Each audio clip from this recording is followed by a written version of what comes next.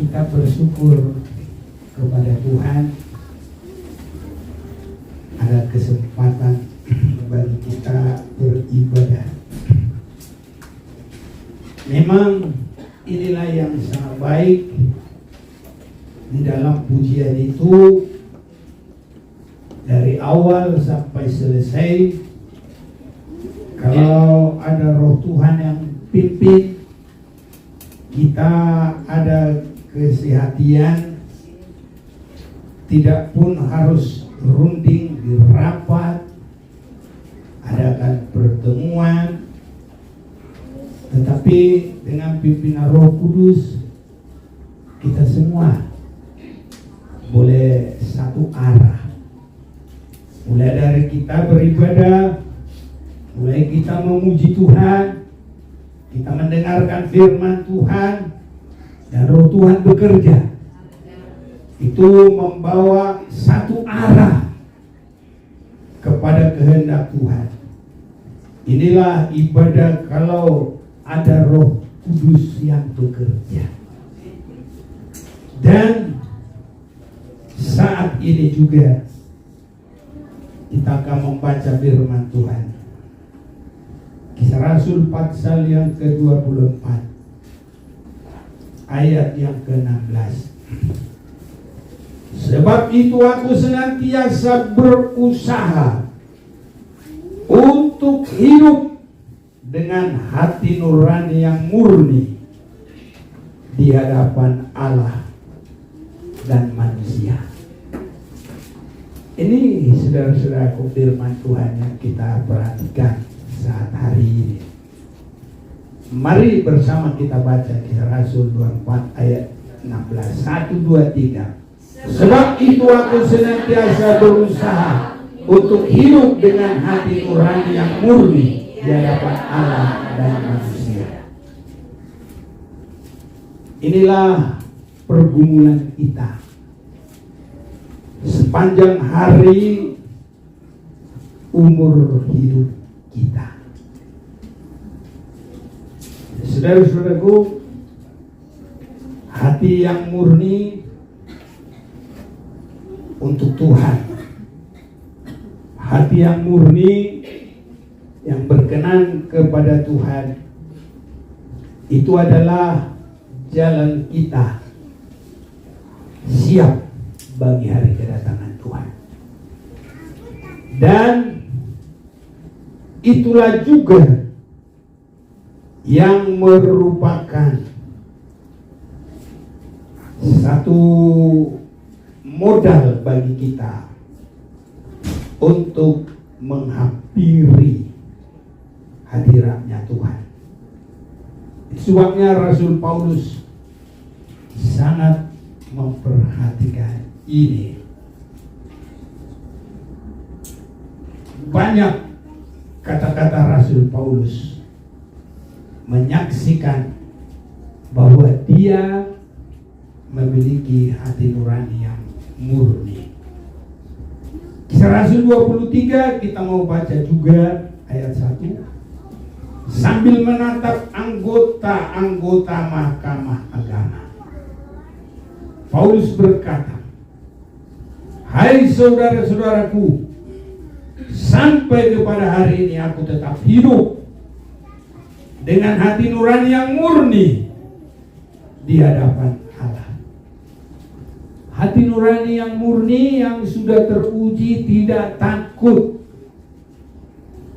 Kalau sekarang dibully, dikata-katain, dihina, diolok, sampai pun untuk dihukum, dipenjara sekalipun, Rasul Paulus memiliki hati yang murni sehingga dia tidak khawatir menghadapi apapun.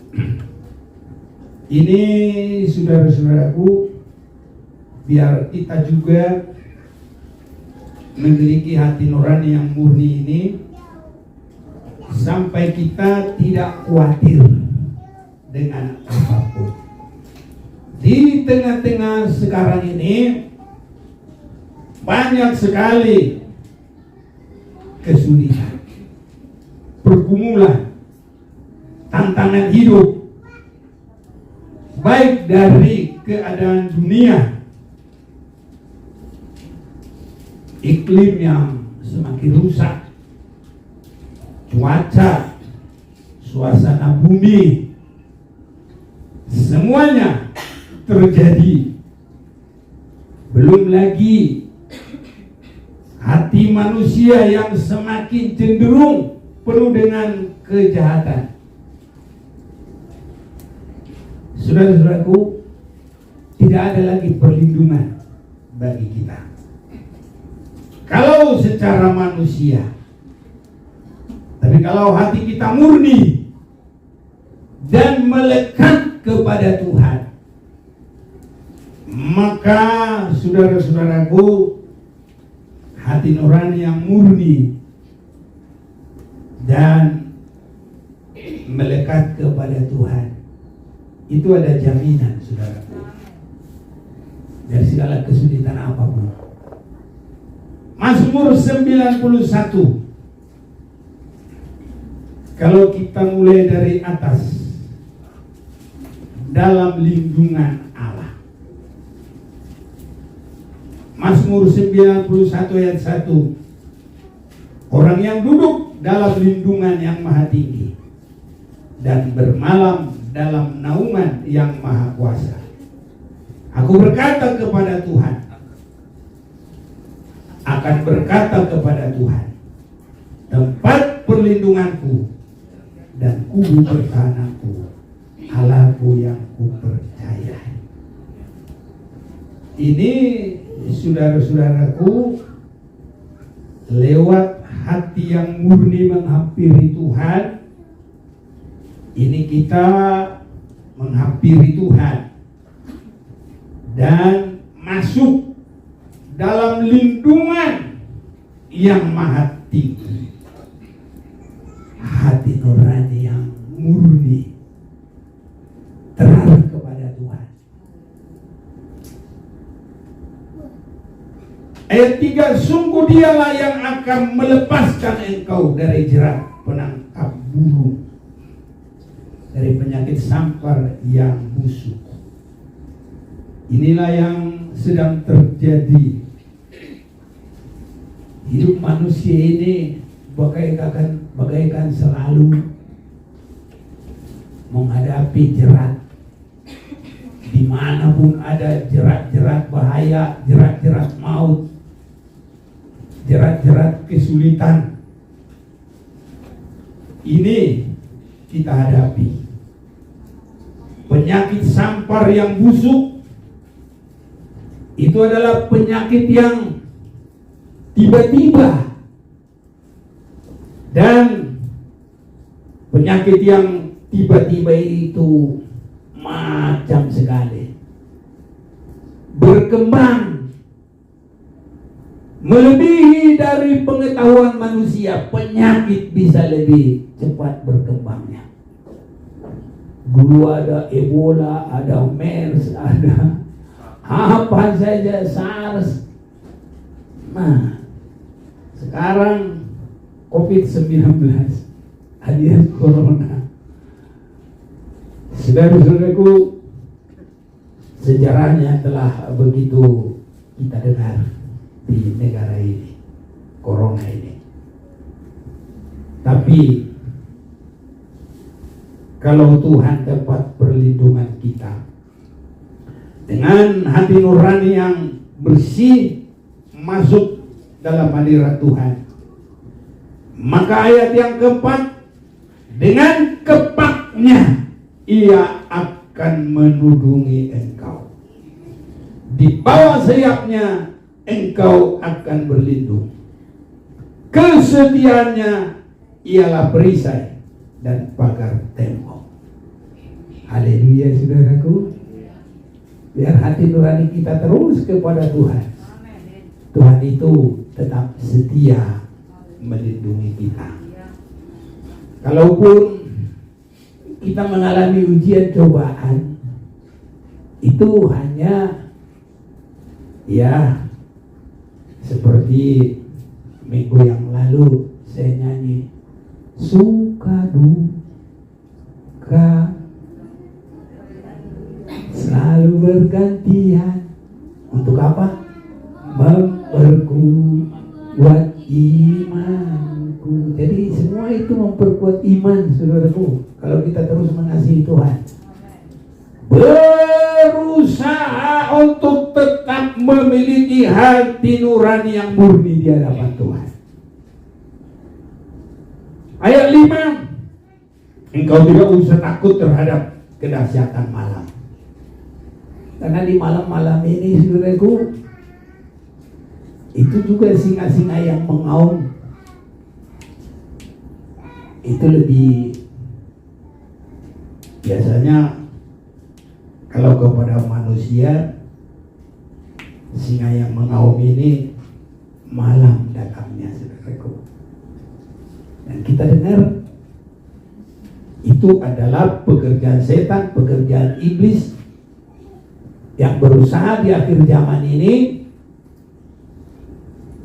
Dan kalau singa biasanya giginya, kalau ini ekornya, saudaraku, menarik, menjatuhkan, sampai bintang-bintang itu sepertiga jatuh. Dan bintang itu, saudaraku, itu bukan kerohanian yang awal, itu bukan kerohanian yang bawah, itu menuju kerohanian yang tinggi, bintang.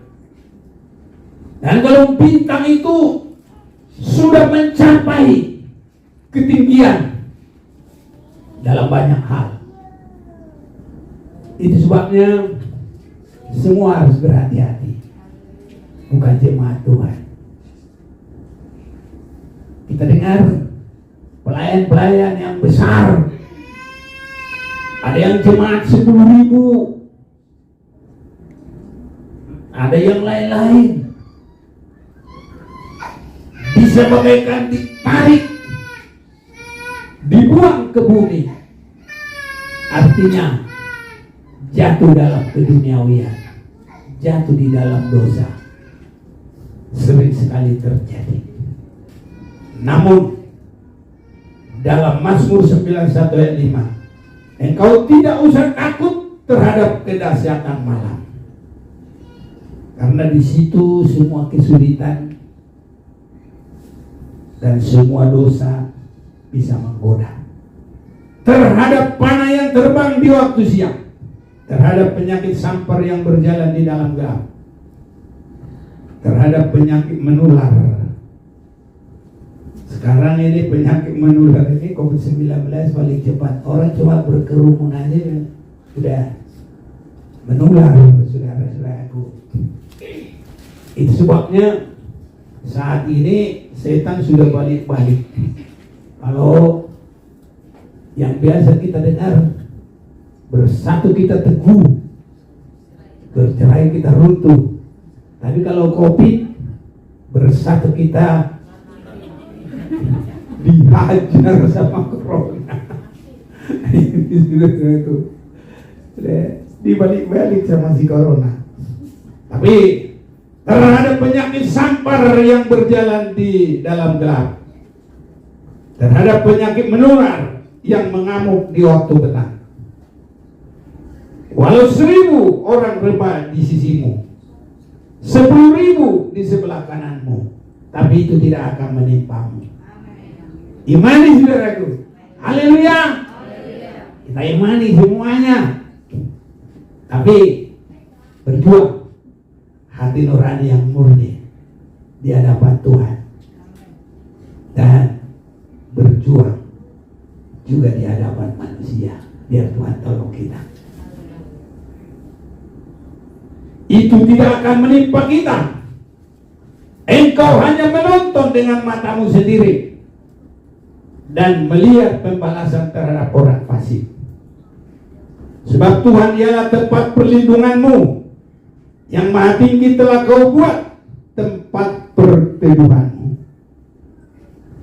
Ini kita memasuki ini harus lewat hati nurani yang tidak bercacat celah itu tadi. Ini. Sebab malaikat-malaikatnya akan diperintahkannya kepadamu untuk menjaga engkau di segala jalan. Tuhan menjaga kita dalam segala jalan kita. Bapak-bapak, ibu-ibu, muda-mudi, Tuhan menjaga kita semua. Bahkan anak-anak, walaupun dia hanya dalam bimbingan orang tua, bersama semuanya dijaga oleh Tuhan.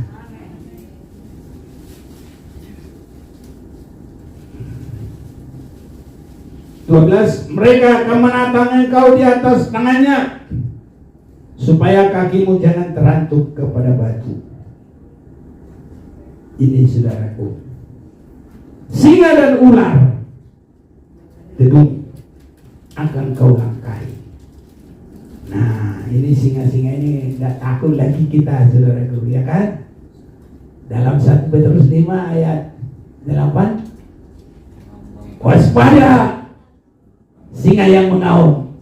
Tapi kalau hati nurani kita bersih, nggak usah takut. Itu hanya menggonggong dan menghantam yang hati nuraninya tidak bersih. Kiranya Tuhan tolong kita semuanya. Ini saudaraku. Itu sebabnya lewat hati nurani yang bersih, ayat 14 bersama kita baca 1, 2, 3. Sungguh hatinya melekat kepadaku, maka aku akan meluputkannya. Aku akan membentenginya, sebab ia mengenal namaku. Hati yang boleh melekat kepada Tuhan hanya hati nurani yang bersih, yang murni, yang tahan uji, tidak mudah ya berubah. Nah, tapi teguh, karena hati nurani yang murni itu adalah hati gereja yang masuk dalam kedewasaan. Dan yang sekarang ini sering kita dengar itu adalah hatinya mempelai Tuhan. Ini saudara-saudaraku, ya, itu sebabnya Tuhan itu langsung memperhatikan. Kalau disebut pendidik, itu meneliti. Dulu namanya penilik sekolah. Kalau pada waktu kami sekolah disebut datang penilik sekolah, wah, semua sudah harus hati-hati, guru-guru, murid-murid, apa aja sudah dibilangnya harus begini, gitu. Penilik. Saudara-saudaraku, Tuhan melebihi dari segala penilik. Dia akan menyelidiki hati sedalam-dalamnya. Manusia biar berbuat apa saja pun kelihatan baik, tetapi Tuhan tidak melihat hanya luar saja, tapi Tuhan selalu memperhatikan luar dan dalam. Itu sebabnya Rasul Paulus rindu menjadi hati mempelai bagi Tuhan, berjuang terus untuk memiliki hati nurani yang bersih, yang murni, supaya bisa siap dan berkenan kepada Tuhan. Sewaktu Nabi Samuel datang untuk memilih yang menjadi raja menggantikan Raja Saul yang tadinya hati nuraninya baik, bersih. Tapi kalau dia sudah jadi raja, mulai hati ini tidak teguh, tidak lagi bagaikan rumah di atas batu, sehingga dia mudah goyah. Hati nuraninya tidak bersih, dan Tuhan harus memilih raja yang lain yang berkenan di hati Tuhan. Maka saudara-saudaraku, Tuhan mengutus Samuel untuk melihat anak-anaknya Isai. Dalam firman Tuhan ini, saya ajak kita memperhatikan ayat 6. Ketika mereka itu masuk dan Samuel melihat Eliab, lalu pikirnya, sungguh dia dapat Tuhan sekarang berdiri yang diurapinya. Ini pandangan Nabi Samuel. Walaupun dia nabi, tapi pandangannya itu belum pas seperti pandangan Tuhan.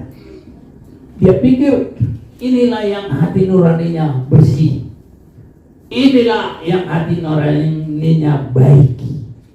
Kalau menunjuk kepada kita, inilah yang bisa roh mempelai, siap bagi hari kedatangan Tuhan. Dalam pandangan manusia, ya seperti itulah. Eliab pikir, akulah. Bahkan Samuel pikir, wah inilah. Tapi dalam pandangan Tuhan, apa dia bilang? Ayat 7. Tetapi berfirmanlah Tuhan kepada Samuel, janganlah pandang parasnya atau perawakan yang tinggi. Wah ini rupanya memang tinggi ya. Sebab aku telah menolaknya. Bukan yang dilihat manusia, yang dilihat Allah. Manusia melihat apa yang di depan mata, tapi Tuhan melihat hati. Ini saudara-saudaraku, biar hati kita semuanya hati yang disenangi Tuhan, melekat kepada Tuhan, mampu berjalan menghampiri hadirat Tuhan. Sudah berjalan sampai 6-7, dan Samuel berkata, ayat 11, lalu Samuel berkata kepada Isai, inikah anakmu semuanya? Jawabnya, masih tinggal yang bungsu, tapi yang sedang menggembalakan kambing domba. Kata Samuel kepada Isai, suruhlah memanggil dia, sebab kita tidak akan duduk makan sebelum ia datang kemari. Kemudian disuruhnya lah menjemput dia. Ia kemerah-merahan, matanya indah dan parasnya elok. Lalu Tuhan berfirman, bangkitlah, urapilah dia, sebab inilah dia. Saudaraku, kalau Tuhan mau pakai, bukan karena kita yang harus menonjolkan diri, tapi Tuhan sudah percaya kepada kita. Ini yang kita harus rebut. Saudara-saudaraku, memang begitulah. Kalau kita sudah memperhatikan dalam Wahyu pasal 12 ayat yang keempat itu, ekor dari naga itu justru menghantam kedudukan yang tinggi, bintang-bintang. Bukan pasir-pasir itu bintang-bintang. Saat-saat sekarang juga yang mau bisop, yang mau jadi pengurus, yang jadi pendeta, ini menunjukkan. Bahkan sudah ada perkataan tempat basah, tempat kering, sudah kayak politik. Makanya Rasul Paulus sangat menyayangkan. Lihatlah seperti kami. Dalam hal apa Rasul Paulus berkata begitu? Hati nurani yang murni dan bersih hanya mengasihi Tuhan. Kalau Tuhan yang mengangkat, kalau Tuhan yang mau pakai, gak bisa orang untuk menghalangi. Tapi apapun kedudukannya, kalau Tuhan tidak pakai, apapun yang dia lakukan untuk membawa satu orang bertobat, tidak mampu. Karena orang bertobat itu hanya karena Roh Kudus memakai seseorang. Ini. Jadi pelayanan kita semuanya biarlah karena Tuhan yang percaya kepada kita. Tuhan memanggil kita. Inilah Daud yang selanjutnya menjadi jalan keselamatan bagi dunia. Kita sudah dengar dalam Matius pasal yang pertama, inilah silsilah Yesus Kristus. Anak siapa? Anak Daud, terus anak Abraham. Kenapa demikian? Karena Daud langsung Tuhan berkata, dia adalah yang berkenan di hatiku. Abraham juga berkenan kepada Tuhan, tapi harus melalui penurutan. Abraham keluar dari Ur Kasdim, dari kefamiliannya, dari adat istiadatnya, dari berhala-berhalanya. Keluar, menang. Terus, dan selanjutnya terakhir, Abraham, persembahkan anakmu yang kau kasih. Teruji hati nuraninya, melekat kepada Tuhan.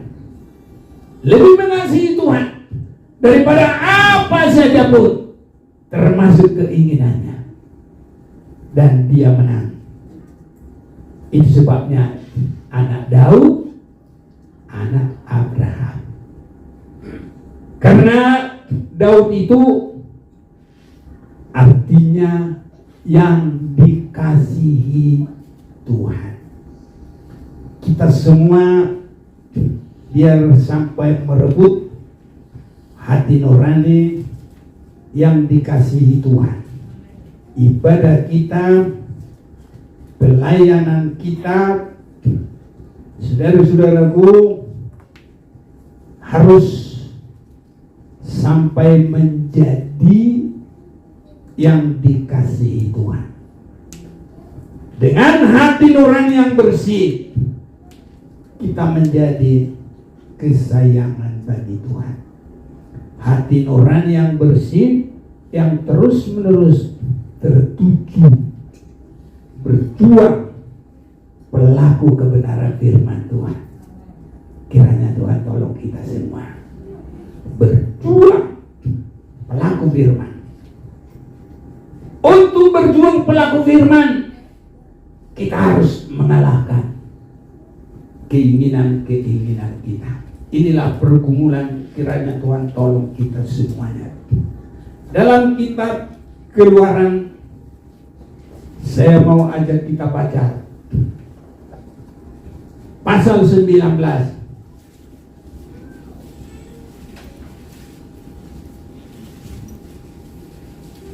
Mulai ayat 4. Kamu sendiri telah melihat apa yang kulakukan kepada orang Mesir, dan bagaimana aku telah mendukung kamu di atas sayap Raja Wali, dan membawa kamu kepadaku. Jadi sekarang, jika kamu sungguh-sungguh mendengarkan firman ku. Seperti tadi kita menyanyi, ada benih yang jatuh di tanah yang keras. Kiranya ini jangan terjadi bagi kita.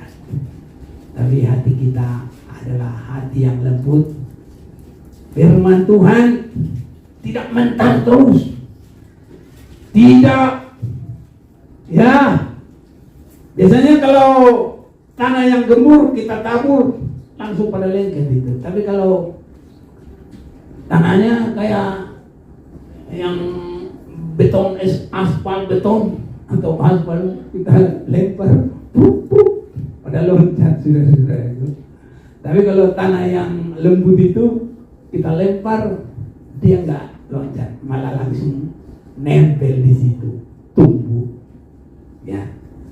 Kamu sendiri telah melihat apa yang kulakukan kepada orang Mesir, dan bagaimana aku telah mendukung kamu di atas Raja Wadi dan membawa kamu kepadaku. Ini saudara-saudaraku, cara kita menghampiri Tuhan, dan bagaimana Allah sudah berbuat sangat banyak bagi kita. Yesus mulai meninggalkan tahtanya, tidak menganggap kesetaraannya dengan Allah. Dia datang untuk menjadi melayani, bukan dilayani. Dia mengambil rupa seorang manusia dan seorang hamba, supaya dia menggantikan kita dari segala dosa kita, dari segala kutuk-kutuk, segala kesulitan tadi, semua penyakit, untuk menjadi jaminan bagi kita. Kita boleh diselamatkan, bukan dari kesulitan dunia saja, tapi dari dosa, dan sampai kita boleh menembus ke surga kekal selama-lamanya. Ini saudaraku. Ayat 5 Keluaran 19. Jadi sekarang, jika kamu sungguh-sungguh mendengar firman-Ku dan berpegang pada perjanjian-Ku, maka kamu akan menjadi harta kesayangan-Ku. Jadi saudaraku, pengiringan kita, pelayanan kita, ibadah kita harus sampai menjadi harta kesayangan Tuhan. Kalau harta kesayangan ini, saudaraku, enggak dibuang. Bahkan seandainya pun hampir terbuang, tapi harta kesayangan cepat diselamatkan, cepat diambil. Tuhan pasti akan peliharakan kita terus-menerus, apapun yang terjadi. Ini harus sampai terjadi bagi kita. Pengiringan kita, ibadah kita, pelayanan kita harus menjadikan kita harta kesayangan Tuhan. Kalau harta kesayangan Tuhan dipelihara, apalah semuanya. Seorang aja, orang ini cuma kucing kesayangan saudaraku. Waktu kucingnya lari hari pertama, kami bilang, kemana si Ano? Ada anaknya. Hebat saudaraku. Suaminya orang Israel, istrinya kerja di kejaksaan tinggi apa kehakiman tinggi. Nah begitulah kemarin. Kemana dia? Kucingnya lari, gak mau makan. Terus di mana dia? Mengurung diri di kamar aja. Hanya kucing kesayangan aja, nggak mau makan saudaraku. Kalau hanya karena penyakit tadi mau diapain? Itu pun harus tetap dipaksa makan. Tapi ini bukan, hanya kucing aja kesayangannya bisa lari. Ya, jadi kita bukan kucing saudaraku, tapi kita adalah yang ditebus oleh darah Yesus. Harus benar-benar ibadah kita sampai menjadi kesayangan Tuhan. Itu sebabnya tidak rugi kita berkorban. Rasul Paulus berkorban apa saja pun. Apa yang dahulu merupakan keuntungan bagiku, kuanggap rugi. Karena apa? Karena Kristus sudah saudaraku berkenan kepada Tuhan. Bahkan dalam ibadahnya Dia nggak mau yang hanya tenang-tenang. Sampai dia harus melalui tantangan. Nah, dan dia ambil kesimpulan dalam Filipi pasal yang ketiga itu, yang kukehendaki adalah sama dengan kematiannya. Haleluya. Salah nggak? Coba dong. Filipi 3 ayat 10. Filipi 3 ayat 10. Yang ku kehendaki ialah mengenal Dia dan kuasa kebangkitannya dan persekutuan dalam penderitaannya, di mana aku menjadi serupa dengan Dia dalam kematiannya. Haleluya. Jadi pengiringannya itu dia tidak cukup kalau hanya enak-enak. Kalau hanya enak-enak mengiring Tuhan, itu mah biasa, saudaraku. Orang karena lihat Yesus bikin mujizat, datang berbondong-bondong. Yesus mengadakan 5 roti 2 ikan dimakan berapa? 5.000 orang. Belum termasuk perempuan dan anak-anak. Masih lebih. Jualan bagus. Kalau hanya itu mengiring Tuhan, bentar lagi ada angin, langsung terbang semua. Gak ada keteguhan. Tapi kalau kita mengasihi Tuhan, firman dalam hati kita menyucikan kita. Itu bagaikan rumah di atas batu.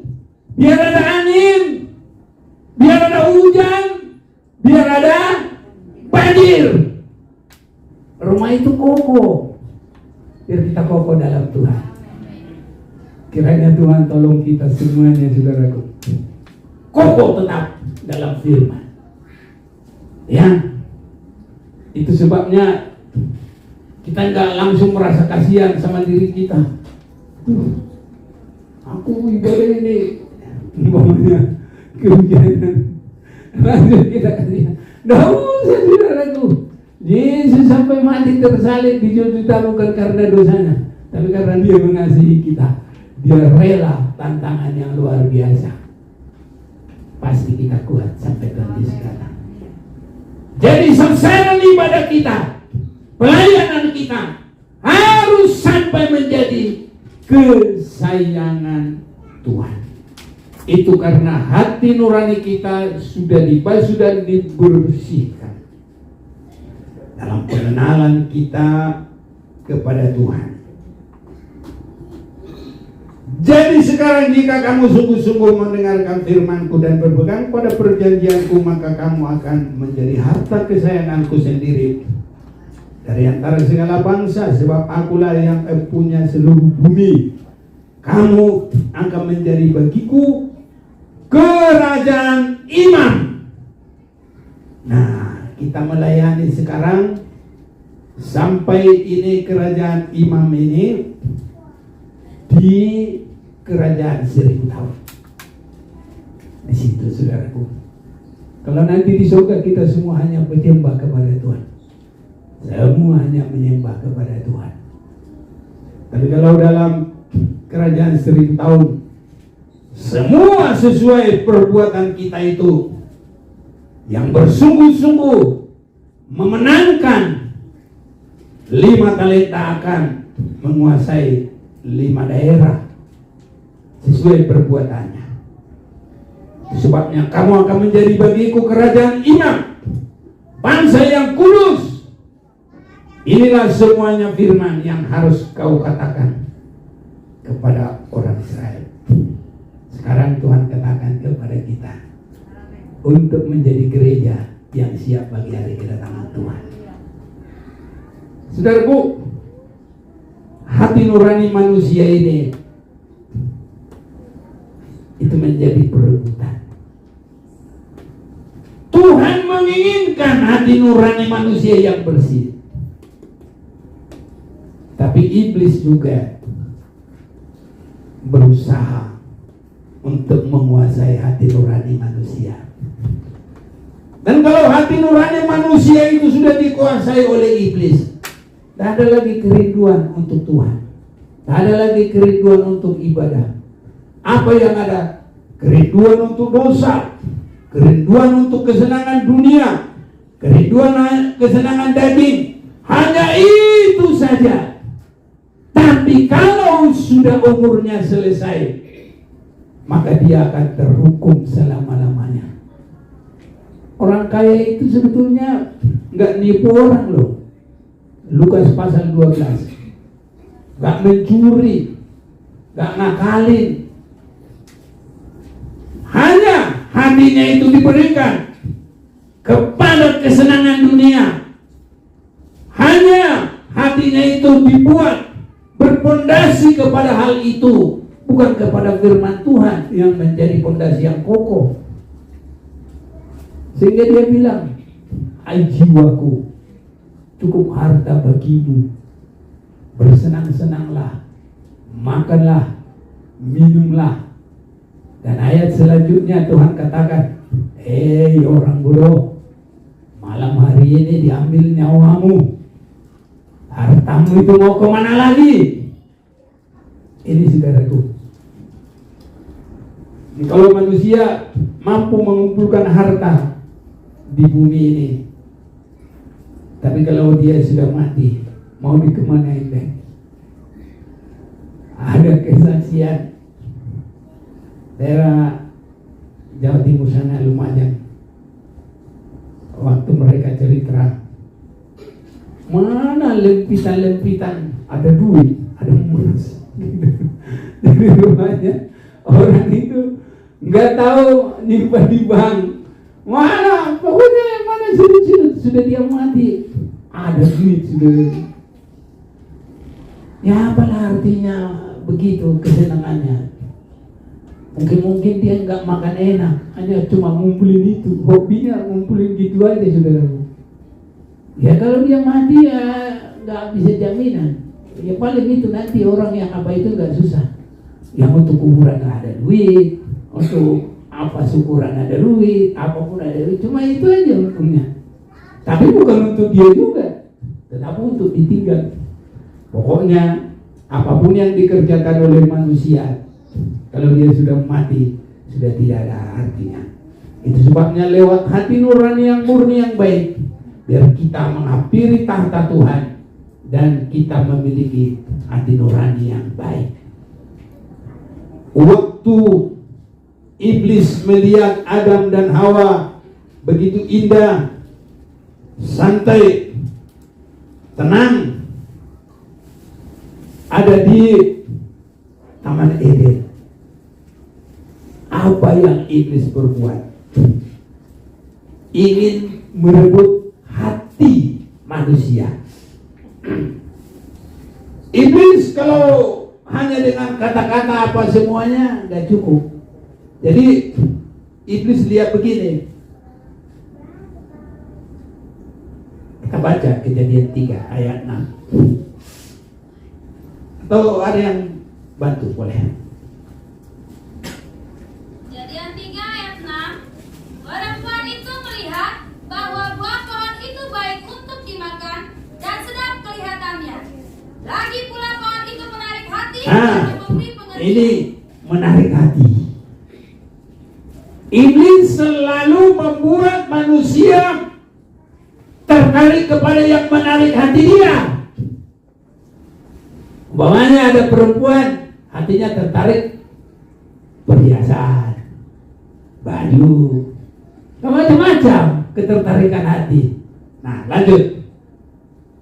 Lalu ia mengambil dari buahnya dan dimakannya dan diberikannya juga kepada suaminya yang bersama-sama dengan dia, dan suaminya pun memakannya.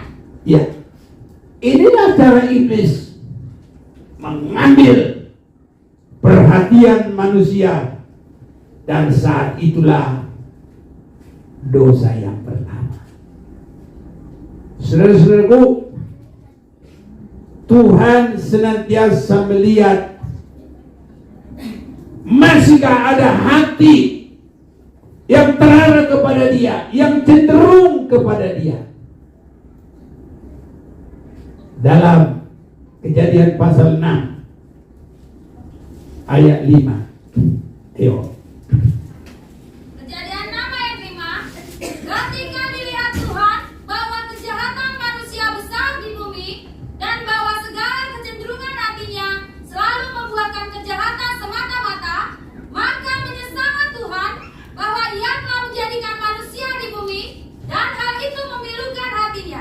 Satu lagi. Berfirmanlah Tuhan, aku akan menghapuskan manusia yang telah kuciptakan itu dari muka bumi, baik manusia maupun hewan, dan binatang-binatang melata, dan burung-burung di udara, sebab aku menyesal bahwa aku telah menjadikan mereka.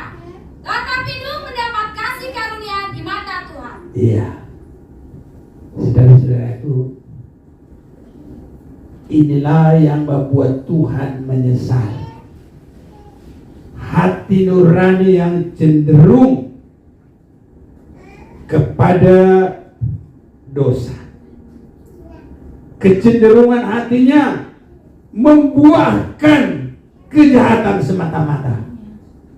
Tapi saat ini hati mempelai gereja Tuhan yang benar, yang di dalamnya siapapun kita, bapak, ibu, pemuda, pemudi sampai anak-anak, biar hati kita mengasihi Tuhan dengan sungguh-sungguh, melekat kepada Tuhan. Itulah perlindungan kita di sini. Bahkan itulah cara kita menghampiri Tuhan dan siap bagi hari kedatangan Yesus Kristus yang kedua kali. Saya ingin kita mau baca dulu dalam Ibrani pasal yang ke-10. Ibrani pasal yang ke-10.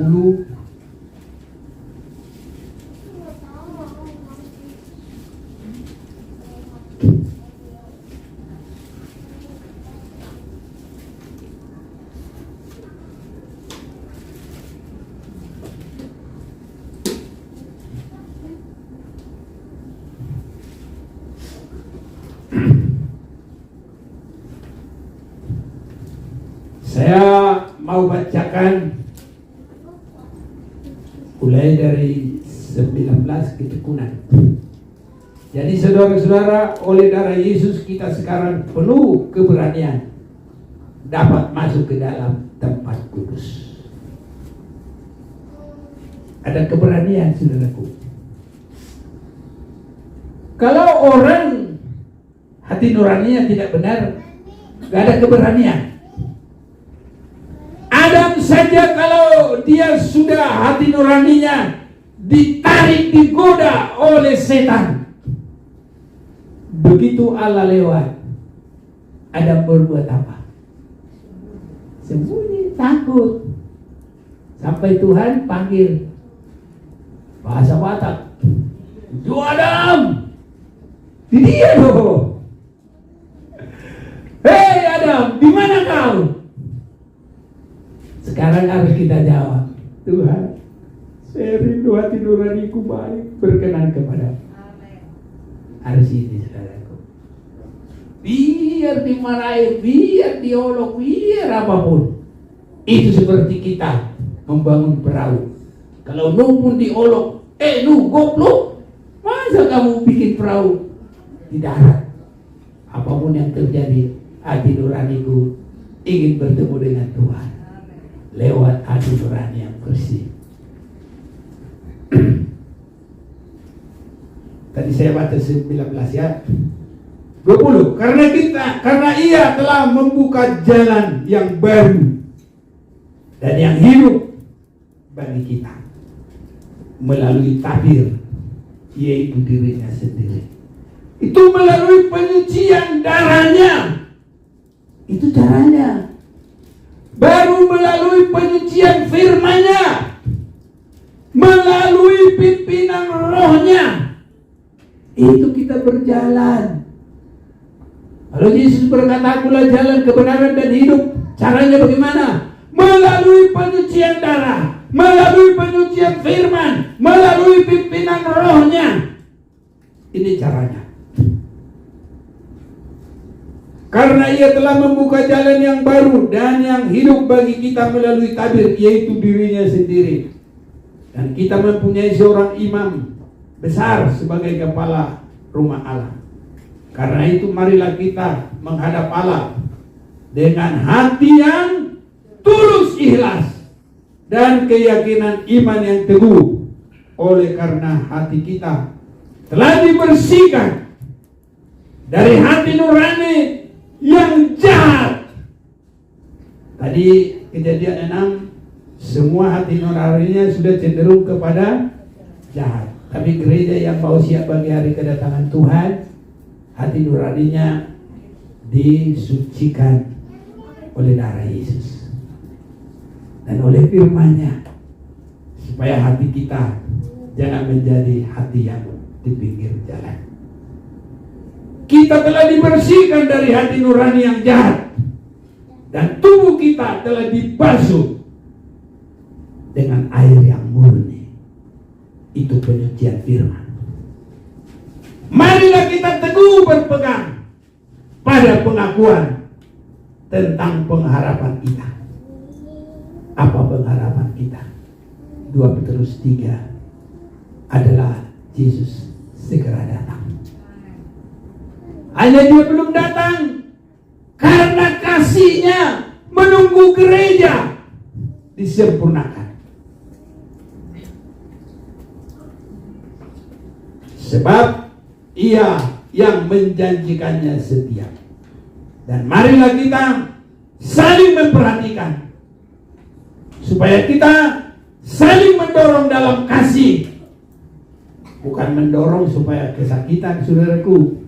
Mendorong dalam kasih untuk maju mengasihi Tuhan semua. Haleluya. Jangan seperti domba yang gak mau bersekutu. Domba kalau tidak mau bersekutu sudah langsung adalah santapan dari singa-singa yang mengaum. Begitu bercerai dari kumpulannya, enak dah, tinggal ambil yang bercerai. Kita harus sehati semua. Makanya saudaraku, jangan kayak si corona. Harus bersatu kita teguh di dalam Tuhan. Bukan bersatu kita mati karena corona. Jadi menyatu semua anak-anak Tuhan. Apa yang membuat hati nurani kita terpecah belah, mari menyatu untuk siap bagi hari kedatangan Tuhan. Hati nurani yang bersih adalah hati nurani mempelai Tuhan. Dan marilah kita saling memperhatikan, supaya kita saling mendorong dalam kasih dan dalam pekerjaan baik. Jangan kita menjauhkan diri dari pertemuan ibadah kita, seperti dibiasakan beberapa orang oleh beberapa orang. Tapi marilah kita saling menasihati, semakin giat melakukannya menjelang hari Tuhan yang mendekat. Inilah yang harus kita perhatikan.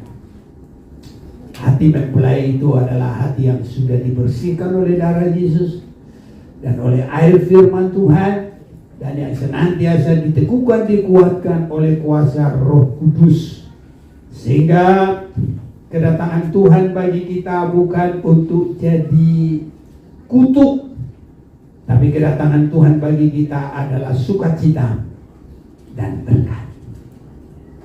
Karena hari Tuhan itu bagi orang yang tidak siap, itu bagaikan ditunggu oleh singa, ditunggu lagi oleh ular.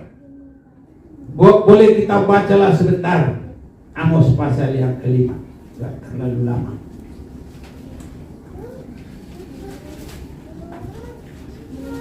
Ayat 18, hari Tuhan. Celakalah mereka yang menginginkan hari Tuhan. Apakah gunanya hari Tuhan itu bagimu? Hari itu kegelapan, bukan terang. Seperti seorang yang lari terhadap singa. Sudah lari dari singa, seekor beruang mendatangi dia. Ini singa ini kecepatan, kalau beruang ini kekuatan. Dan ketika ia sampai ke rumah bertopang dengan tangannya ke dinding, seekor ular memanggut dia. Nah, ini adalah Tritunggal dari setan antikris. Tapi kalau kita siap bagi hari kedatangan Tuhan, Tuhan juga rindu untuk menjemput kita.